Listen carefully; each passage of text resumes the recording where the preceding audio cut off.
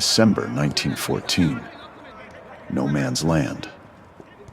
A stretch of earth between two trenches where every step could be your last. That day, there was a football in it. This is not a myth. This is a true story. 6 months into the First World War, the Western Front had become unlike any battlefield in history. Soldiers lived underground. They slept in water. They ate in the dark. And they waited for a whistle.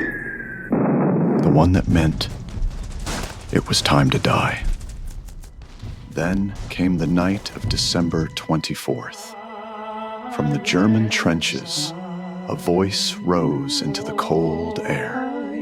Stille Nacht, heilige Nacht.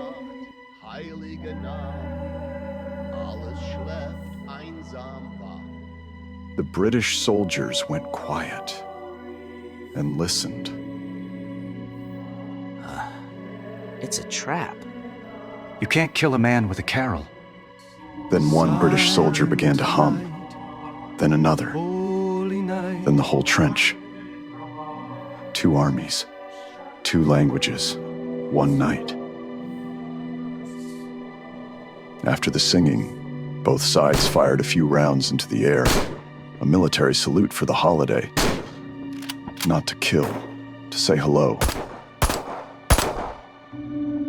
Then a voice called out from the darkness. Merry Christmas! Merry Christmas! Merry Christmas! Merry Merry Christmas!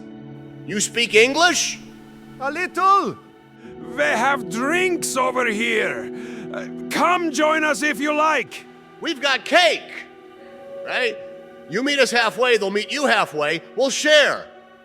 At first, it was just words, just jokes across the dark. But then, a German officer climbed out of his trench. No weapon, no flag, just a man standing in the open under a winter sky. Several tense seconds passed. Nobody fired. Then, from the other side, a British officer rose.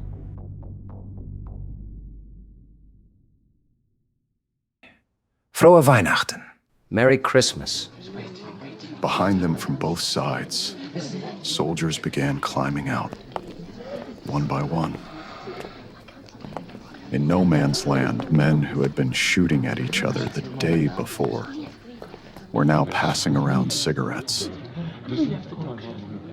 showing photographs of their families, scribbling down home addresses. Write to me after the war.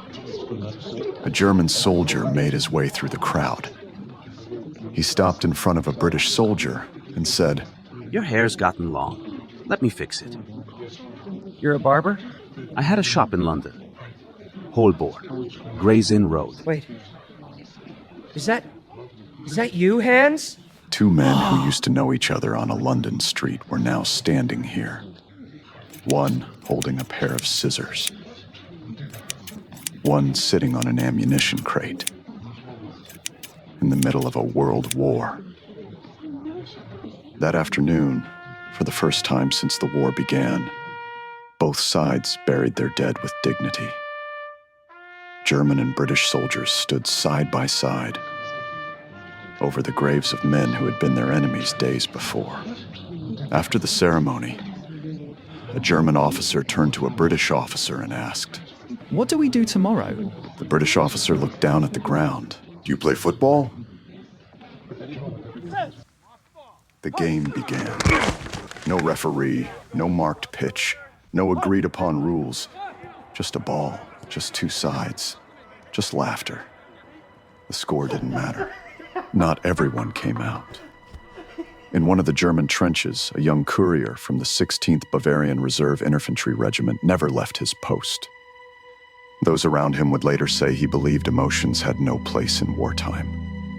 His name was Adolf Hitler.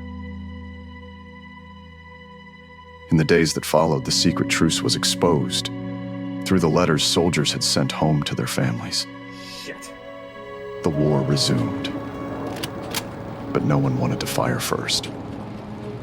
So they shot into the air to warn the other side, to give them a chance to take cover. The High Command was furious. They understood something important. Wars aren't fueled by weapons. They're fueled by hatred. And when the hatred is gone, a rifle is just a piece of cold metal. Officers who had permitted the truce were court-martialed or stripped of their rank. Units that had played football with the enemy were transferred to the most dangerous sectors of the front. To make sure they took enough casualties for friendship to turn back into hate. The war lasted 4 more years. 17 million people died.